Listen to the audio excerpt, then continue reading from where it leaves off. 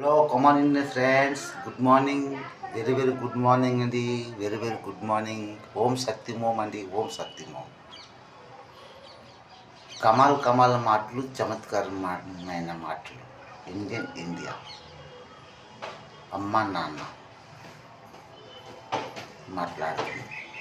చాలామంది మా friends circle అంటారు, ఇండియా ఎలా మాట్లాడుతుంది అని అడుగుతారండి. అది మనసుతో మాట్లాడుతుంది. ఇది ఏ విధముగా, ఎలా? ఇండియన్లో 2 ఎండ్లు ఉన్నాయి, ఇండియన్లో 1 ఎన్ ఉంది. ఇండియన్ అంటే అమ్మగారు, ఇండియా అంటే నాన్నగారు. ఇండియన్లో 2 ఎండ్లు, ఇండియాలో 1 ఎన్ కదండి. ఆ 3 ఎండ్లే నారాయణుడు,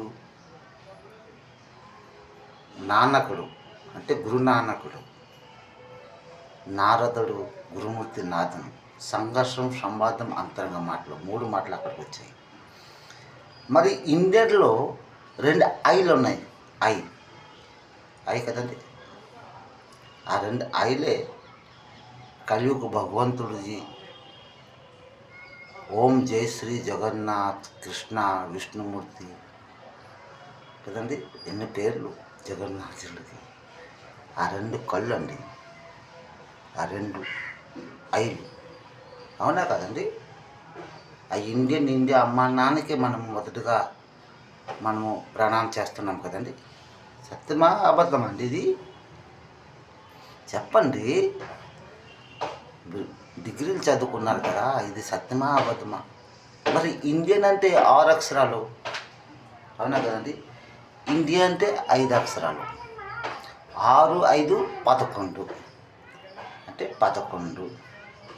అందులో ఒకటి నీది, ఒకటి నాది. అంటే నీలోటు కూడా దేవుడు ఉన్నాడు, నాలోటు కూడా దేవుడు ఉన్నాడు.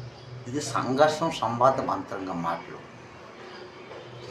11 అంటే నేను కేజీ క్లాస్, యూకేజీ క్లాస్ 1 3 తరగతులు 4 సంవత్సరాలు చదివాను.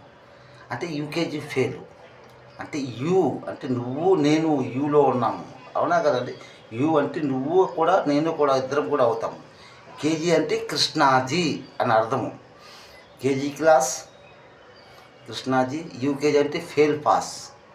క్లాస్ 1 అంటే భగవంతుడు కలియా ఒక్కడే అని అర్థం అన్నమాట.